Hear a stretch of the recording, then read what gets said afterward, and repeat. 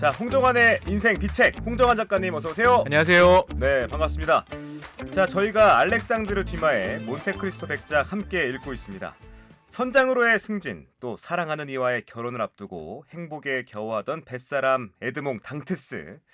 가까운 사람들의 배신과 모함으로 약혼식장에서 체포돼 세상에서 격리가 됩니다.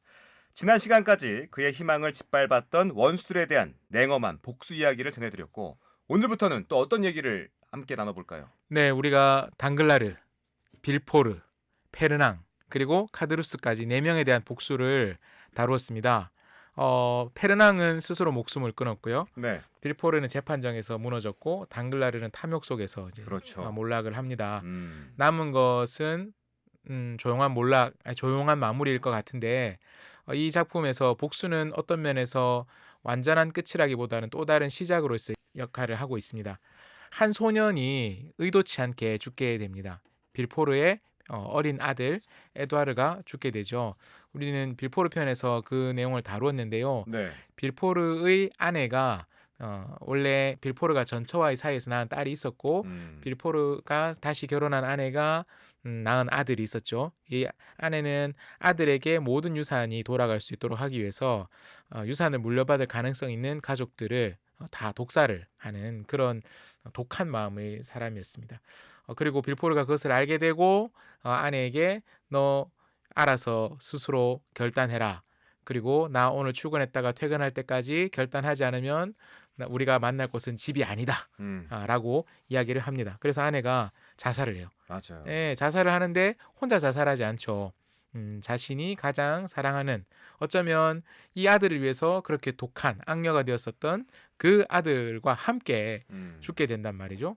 자, 그런데 빌포르는 몬테크리스토 백작 에드몽 당테스의 입장에서 복수를 당해 마땅한 사람이었어요. 네, 그리고 빌포르의 아내는 에드몽 당테스를 몰락시키는데 직접적으로 기여하지 않았지만 하지만 이 사람도 충분히 몰락할 만한 나쁜 사람이었단 말이에요. 네. 근데 이 아들에게는 도대체 무슨 죄가 있겠습니까?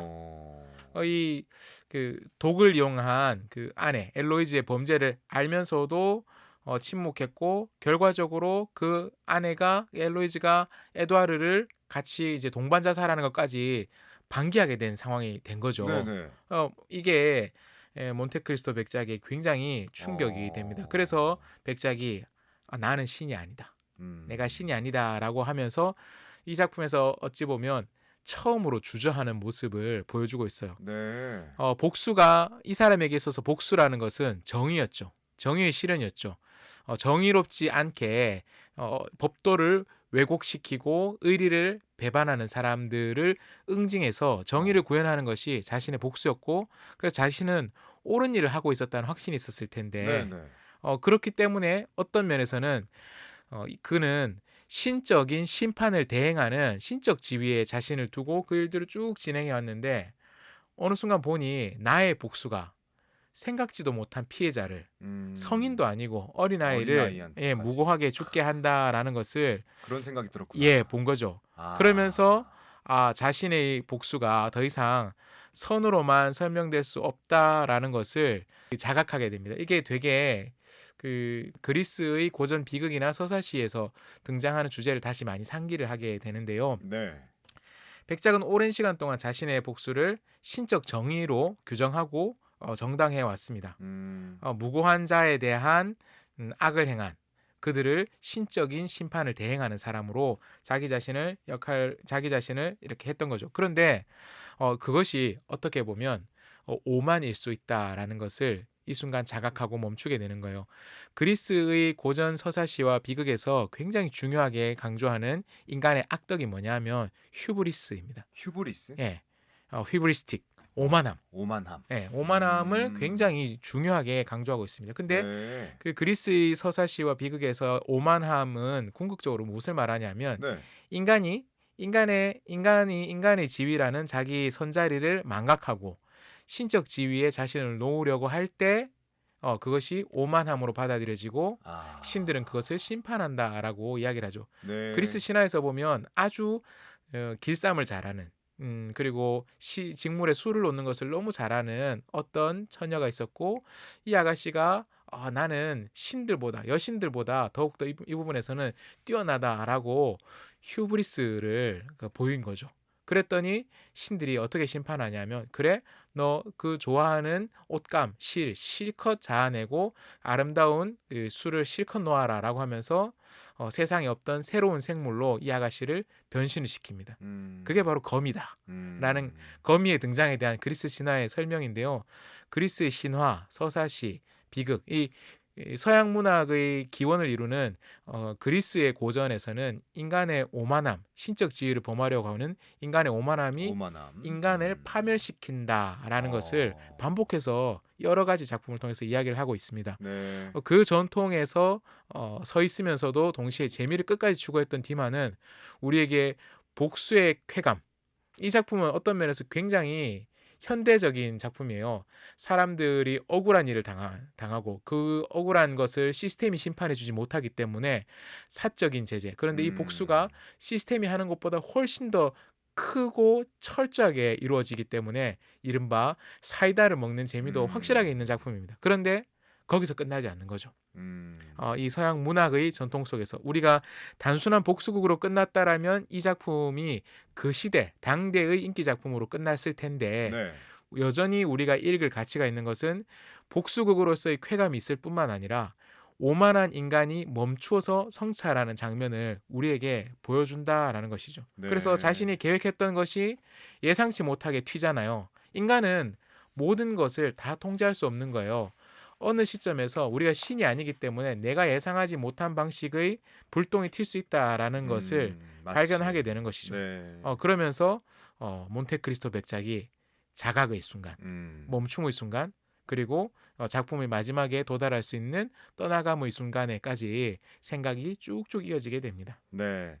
자, 이 백작의 복수가 모두 끝났다고 생각하는 순간 새로운 비극이 찾아오게 됩니다. 에두아르의 죽음, 백작에게 결정적인 충격이 되는데 그런데 백작은 왜 그렇게 다양한 가면, 요즘 말로 하면 부캐를 쓰면서까지 복수를 수행했을까요? 어떤 면에서 보면 이프 섬에서 몬테크리스토 백작, 즉 에드몽 당테스, 원래의 정체성이었던 에드몽 당테스는 이프 섬에서 돌아오지 않았다라고도 할 수 있습니다. 무슨 말이냐면 에드몽 단테스가 돌아오지 않고 몬테크리스토 백작이 돌아온 것이죠. 그리고 부소니 신부라는 사람이 돌아왔고 영국인 윌모너, 또 윌모나 이탈리아 사람, 시니오르 이런 등등의 여러 가지 정체성을 가지고 그때그때 나타납니다. 복수를 수행할 때마다 상대를 속일 뿐만 아니라 상대를 심판하는 데도 가장 적합한 이름과 신분, 말투, 성격까지 만들어냈습니다. 복수의 가면, 페르소나를 만들어서 그때그때 쓰는 것이고 말씀하신 것처럼 요즘 네. 말로 하면 부캐를 그렇죠. 여러 개를 만들어서 쓴 것이죠. 효율 면에서 그렇게 생각할 수도 있어요. 복수를 하려면 옛날 내 정체를 기억하고 있는 사람들 앞에 네. 에드몽 당테스로 돌아가면 안 되니까 얼굴에 점 하나 찍고 딱 새로운 정체성을 가지고 나타나야 된다라는 효율적인 면에서 생각할 수도 있습니다. 그런데 이런 다른 면으로도 생각해 볼 수 있어요. 다른 면이요? 에드몽 당테스로는 어. 복수를 감당할 수가 없었기 때문이 아니었을까라는 생각을 저는 하게 됩니다. 내면의 고통 그렇죠. 때문이었나? 그는 너무 상처받은 거예요. 아, 너무 고통스러웠던 그렇구나. 거죠. 에드몽 당테스였던 시절, 네. 젊은 시절, 감옥에 가기 전에 그를 생각해 보면 저는 그 사람을 설명하는 두 가지 감정, 한 가지일 수도 있겠죠. 근데 두 가지 감정을 떠올리게 됩니다. 하나는 열정이고요. 열정. 하나는 사랑입니다. 한 가지라고도 할 수 있고 두 가지라고 할 수 있는데 열정과 사랑이라. 구별하자면 예. 열정은 예. 일에 대한 열정, 음. 생에 대한 열정. 그러니까 자신의 업무에서 굉장히 열정적으로 열심히 일하는 사람이고 성과도 얻었죠. 승진까지 거두었고, 했으니까. 예, 주변 사람들에게 이른 나이에 선장 승진을 약속받을 만큼 정말 열심히 일하고 삶에 대한 긍정적인 에너지, 낙관적인 에너지가 넘치는 거죠. 네. 동료인 당글라르는 굉장히 거기에 대해서 비교되는 사람, 대조되는 사람입니다. 급의 회계 담당자였는데 글만 좀 읽어보아도 그 사람의 얼굴이 굉장히 음습팔이라고 상상이 되죠. 음습한 공작을 꾸밀 뿐만 아니라 일에 대한 그 적극성과 성실함이 아주 열정적으로 표출되는 에드몽과 달리 돈을 횡령한다든지 그리고 잘 나가는 동료를 질투한다든지 아주 반대편 동양적으로는 양의 에드몽, 음의 당글라르 이럴 정도죠. 그 에드몽의 이런 열정은 일에 대해서라고도 할 수 있지만 기본적으로 삶에 대한 열정적인 태도, 따뜻하고 밝고 활달한 태도를 보여줍니다. 그리고 또 한편 이 사람은 굉장히 사랑에 진심인 사람이죠. 그의 사랑은 그리고 역시나 그의 사랑은 어, 포지티브한 사랑입니다. 그의 연적이었던 페르낭과 비교했을 때 페르낭은 메르세데스를 짝사랑하죠. 네. 모든 짝사랑이 나쁜 것은 아니지만 페르낭의 짝사랑은 자신이 얻지 못하는 것에 대한 음지에서의 어떤 갈망, 그 뭐랄까요, 일종의 관음증과 비슷한 면이 있습니다. 이 관음증을 예술적으로 형상화한 우리나라의 그 노래가 있습니다. 어떤 노래? 오늘 밤 내 방에 파티가 열렸네. 모르십니까? 네. 세대가 다르군요. 가려진 커튼 아. 틈 사이로. 알아. 이 노래 이 부분 알아. 예. 나는 가수다에서 한번. 네네. 조관우님의 맞아요. 늪이라는 노래인데요. 이게 창문 너머로 어떤 사람을 관음하는, 훔쳐보는 그런 노래예요. 페르망이 그랬군요. 페르망이 일종의 그 관음적 사랑을. 사촌 오빠였잖아. 그거는 문제가 안 된다고 하잖아요, 여러분. 우리의 문화에서는 우리 문화에. 거기까지 몰아가지 맙시다. 제가 기억하고 네네네. 이렇게 하면 진짜 여기 근친까지 이렇게 덧붙여질 수 있는데 그건 문제 삼지 않기로 해요. 그렇죠. 그 시절에는 그 그게 시절에는. 문제가 안 됐으니까요. 네. 아무튼 아이고. 그러니까 그 에드몽은 삶에 대한 그리고 사랑에 대한 그 긍정적이고 밝은 에너지가 넘치는 사람이었던 거죠. 완전 청년이지. 예, 그 자체. 포지티브 양. 예. 음이라고는 찾아볼 수 없었던 사람, 그림자라고는 찾기 힘들었던, 물론 그림자는 있죠. 그의 아버지가 홀로 계시고 건강이 좋지 않으시고 경제적으로 뭐 어려움이 좀 여전히 충분히 넉넉하지 않고 등등 있지만 그럼에도 불구하고 그는 미래에 대한 희망적인 전망을 가지고 삶의 생에 충실하게 자기 자신을 던지고 사랑에도 전력을 다하고 그리고 그것들이 긍정적으로 응답을 받죠. 근데 이 음의 기운이 가득한 자들, 음기가 가득한 자들이 그를 감옥에 가두게, 모함하고. 예, 그렇죠. 감옥에 가두죠. 네. 그러면서 그 햇빛이 들어오지 않는 어두운 그 지하 동굴 같은 감옥 속에서 에드몽 당테스가 양기를 잃고 음기로 충만해지면서 몬테크리스토 백작으로 혹은 또 다른 부캐로 돌아오게 됩니다. 어쩌면 과거에 밝고 따뜻하고 긍정적이었던 청년 에드몽 당테스는 더 이상 누군가를 파멸시키는 일에 등장할 수 없을 만큼 너무 깊이 상처받았을 수 있어요. 그래서 요즘 심리학적으로 이야기를 하자면 일종의 심리적 방어 기제로서 큰 심리적 충격에서 자기를 보호하기 위한 일종의 분리를 했던 것으로도 이 작품을 해석할 수 있는 거죠. 일종의 자기 해체 그리고 해체 이은 재구성으로서 네. 고통받은 청년 에드몽 당테스는 복수를 감당할 수 없다. 왜? 복수라는 것이 우리가 보는 사람 되게 통쾌하잖아요. 네. 근데 인간이 되게 감당하기 어려운 폭력의 감정이 켜켜이 쌓이면 인간이 또 고장 나거든요. 되게 유명한 배우 최민식 씨가 네. 센 역할을 많이 했잖아요. 했죠. 굉장히 많이 하고 그리고 이분의 연기 스타일상 그 작품에 들어갈 때는 그 캐릭터 속에 굉장히 깊이 몰입해서 그 사람이 되는 방식을 쓴단 말이죠. 그러면 어떤 일이 벌어지느냐? 최민식 씨가 고백한 일이 있었어요. 엘리베이터를 탔는데 아파트에서. 그거 알아요. 그죠? 네. 살인자 역할 할 때. 예, 살인자 역할을 거기에 몰입해 있는데 어떤 동네 사람이 최민식 씨 반가워 요즘 잘 보고 있어. 그러면 예 하고 넘어갈 수 있는데 저 삐리리는 뭔데 나한테 반말이지 이러면서 이게 울컥 이렇게 올라오더라고요. 맞아. 그걸 고백한 적이 있어요. 네. 이게 실제 하지 않지만 그런 감정들을 간접 경험하는 것만으로도 사람의 마음이 그렇게 격동되고 변화된단 말이죠. 근데 몬테크리스토 백작은 계속해서 이 한 가정을 파멸시키는 물론 그들이 악인이었지만 네. 그 일들을 위한 그 작업들을 충실하게 해왔던 거예요.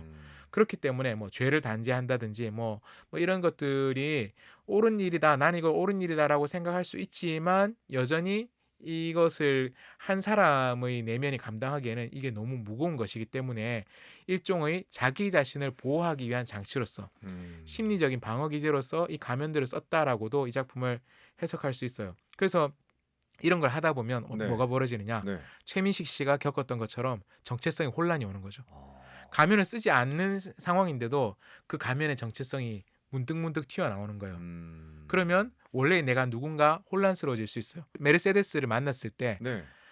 젊은 시절에 그토록 사랑했던 메르세데스, 그리고 그토록 당테스를 사랑했던 그녀도 당테스를 알아보는 거죠. 이름을 부른 거예요. 음. 에드몽. 이렇게 부르지 않았겠죠. 에드몽. 이렇게 이제 에드몽 이렇게 이제 부르니까 그 이름이 낯설게 여겨지는 거예요. 너무 오랫동안 그 이름으로 불리지 않았고, 그러네. 그리고 그는 다른 가면을 오래 쓰고 살았잖아요. 가면을 오래 쓰고 살면요, 그 가면이 자기의 인격이 되거든요. 페르소나가 지금 우리 인격이란 말로 쓰잖아요. 네. 근데 페르소나는 원래 가면이라는 뜻이거든요. 그 가면이 곧 인격이 된 겁니다. 네. 일종의 정체성의 분열을 보여주고 있는 것이죠. 그래서 당테스가 정의로운 복수자인가, 혹은 복수를 감당하던 끝에 자기 자신을 잃어버리고 있는 사람인가라는 질문을 그의 부캐가 우리에게 보여주고 있죠. 그렇군요. 자, 이렇게 단단하게 생각했던 백작도 어느 순간부터 흔들리게 되는데, 메르세데스와의 재회, 또 그녀의 아들인 알베르의 도전, 그리고 소년 에두아르의 죽음, 이런 것들을 겪으면서 결국 그도 인간이었구나 라는 생각이 들어요. 그렇습니다. 이게 에드몽 당테스로는 돌아오지 못했죠. 여러 부캐로 돌아왔을 때 그는 더 이상 과거의 밝은 청년, 삶의 진심이었던 청년 에드몽 당테스가 아니었습니다. 수많은 가면들을 쓰면서 냉정하고 정교하게 그 복수를 수행하는 일종의 신적 심판을 대행하는 존재로서의 가면을 쓰고 있었습니다. 근데 그 단단한 얼굴에 균열이 생기기 시작합니다.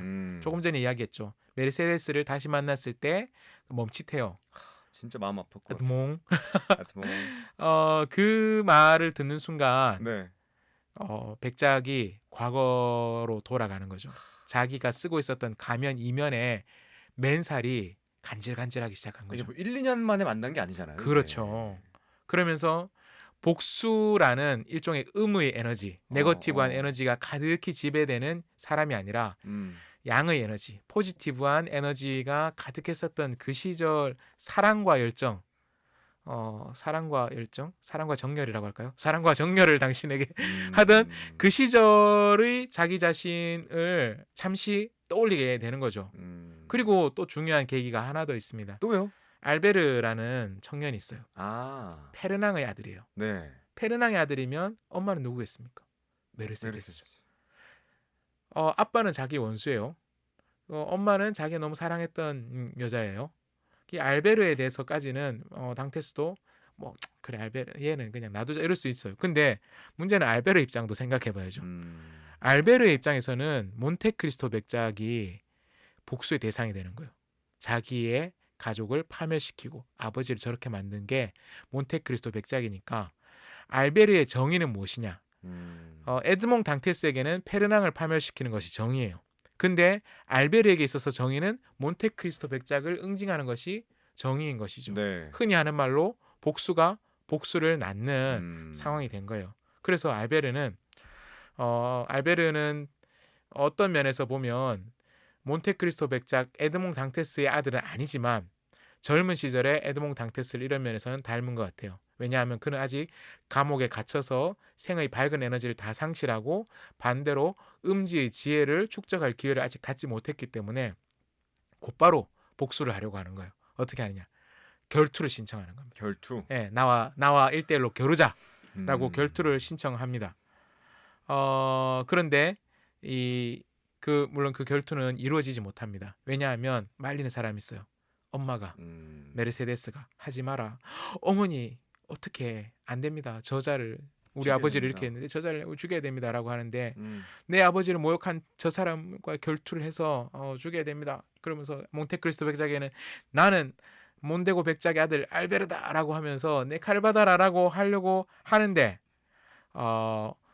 메르세데스가 얘야 사실 너의 아버지는 네가 생각하는 그런 명예로운 귀족이 아니었단다.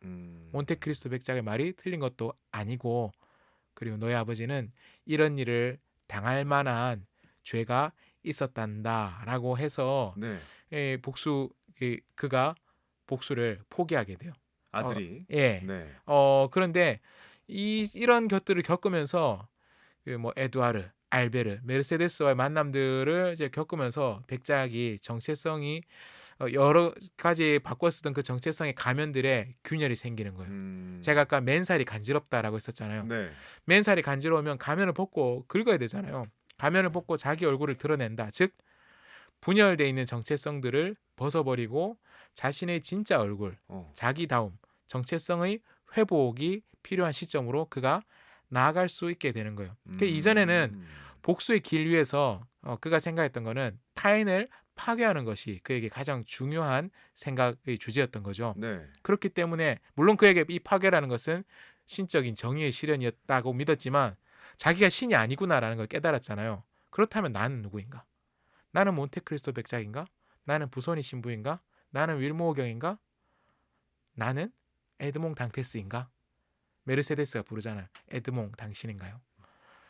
그러면서 나는 누구인가라는 질문을 자기 자신에게 이제 묻게 되는 거죠. 그래서 당신은 에드몽이다라는 메르세데스의 말, 나는 신이 아니다라는 주인공의 말, 이 두 마디가 이 작품의 후반부를 관통하는 굉장히 중요한 정체성의 반전의 모습이고, 네. 그리고 복수는 인간을 결코 신으로 만들지 못하고 인간을 그러네. 오히려 파멸시키는 면이 있다라는 것을 우리에게 보여주고 있는 그런 면입니다. 네. 딱 이 장면에서 처음으로 침묵이 시작되는데 네. 백작이 말하기를 멈춘 이유는 뭘까요?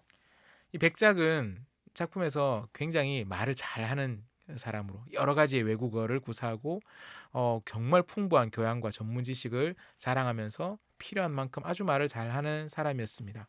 감옥에서 신부님께 파리아 신부님께 정말 잘 훈련받은 거죠. 그렇지. 세계의 교양을 압축한 위대한 명저들을 학습했고 외국어들을 공부했고 필요한 것을 하기 위한 재정적인 뒷받침도 충분히 있었습니다. 그래서 그는 법대에선 재판관처럼 심판의 선언을 신처럼 재판관처럼 발표하고 연극의 감독처럼 이 상황을 쫙 통제를 했습니다. 근데 메르세데스를 떠나보내고 알베르를 또 용납해주고 에두아르의 죽음을 목격하고 이런 일들을 거치면서 백작은 더 이상 말을 할 수 없게 되었어요.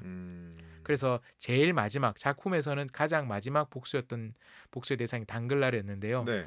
당글라르에게 마지막 복수를 할 때도 많은 말을 하기보다는 그냥 보여주는 거예요. 음식이 사라지는 창고, 금화가 아닌 일반 통용되던 금화가 아닌 루이 금화 이런 것들을 보여주고 무너지는 금융 제국들을 보여줍니다. 그러면서 많은 말로 준엄하게 꾸짖고 심판하는 대신 이제 자기 자신이 돌려줬던 그 고통, 상대로부터 받았던 고통을 돌려주는 과정에서 자기 안에 새로운 고통이 생겼잖아요. 이 폭력을 가한다는 것이 인간의 내면에 또 고통을 쌓는 것이거든요.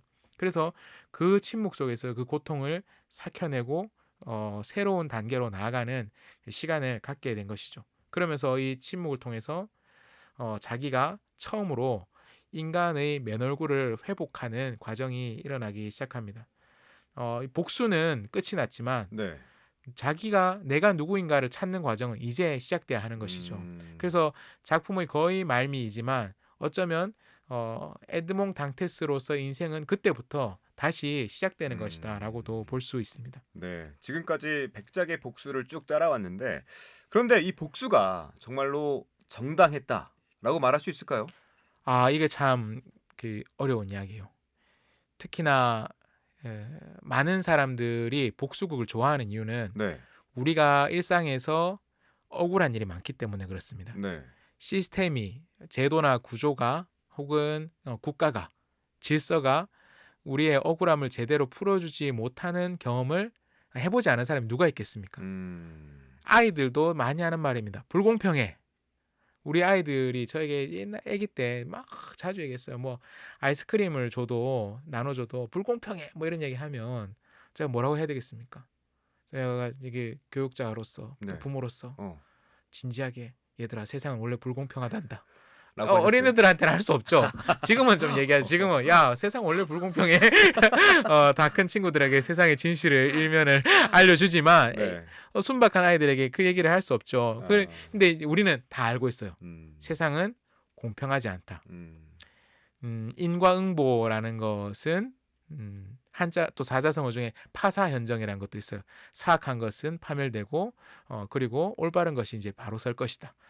인과응보, 파사현정 뭐 이런 것들이 인간 세계에서 살아있는 동안에 반드시 구현되는 것만은 아니다라는 경험들이 우리에게 있기 때문에 우리는 이 복수극에 열광합니다. 네. 일종의 사적 제재, 법에 의한 제재가 아닌 개인의 사적 제재에 사람들이 열광하고 거기에 환호하는 경우가 많이 있죠. 그런데 우리는 이 작품을 통해서 분명하게 봅니다. 그 사적 제재가 어쩌면 제도가 하지 못하는 일을 할 때가 해내지 못했던 일을 해낼 때가 있어요.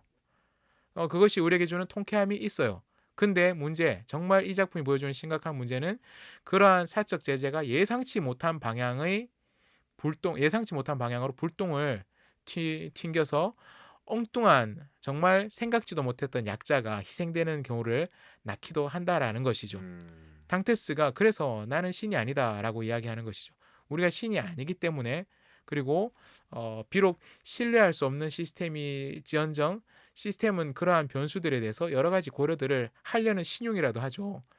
100명의 범인을 놓친다 할지라도 한 명의 억울한 사람을 만들어서는 안 된다라는 것이 억울한 사람이 된 사람한테는 세상에 그런 게 어딨냐라고 하지만 시스템 어쨌든 공식적으로는 그런 것을 지향하려고 합니다. 근데 개개인은 그런 마음을 가지고 있어도 예상치 못한 불똥을 다 제어할 수 없을 때가 비일비재하게 있습니다.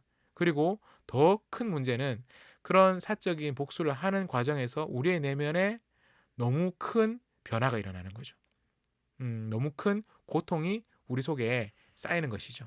분노가 또 상처가 생기게 되는 것이죠. 그리고 그 과정에서 자신이 나는 남과 다른 어떤 신적인 존재다. 나는 남과 다른 특별한 이런 걸 할 자격이 있다. 저놈들은 심판받아 마땅하다라고 생각하는 순간 휴브리스틱한 사람, 오만한 사람이 되는 것이죠. 네.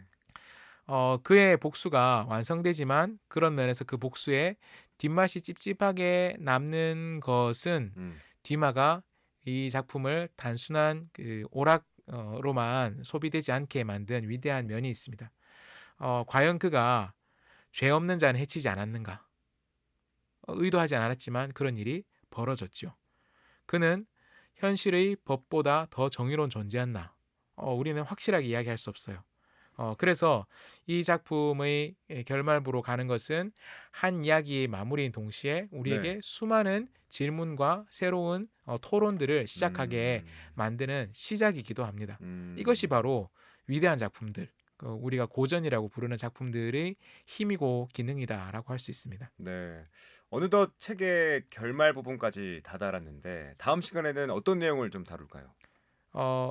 자기 자신에 대한 맨얼굴이 간지러운 이제 가면 밑에 맨얼굴이 간지러운 주인공이 이제 어떤 미래를 선택하는지 일종의 희망에 대한 이야기를 한번 해보려고 합니다. 희망. 네, 혹시 다음 주가 마지막 시간인가요? 그렇습니다. 다음 주면 몬테크리스토 백작이 끝이 납니다. 알겠습니다. 다음 주 마지막 몬테크리스토 백작의 이야기를 결정 지으면서 오늘 여기서 마무리하겠습니다. 지금까지 홍정환의 인생비책 홍정환 작가 함께했습니다. 작가님 오늘 말씀 고맙습니다. 고맙습니다.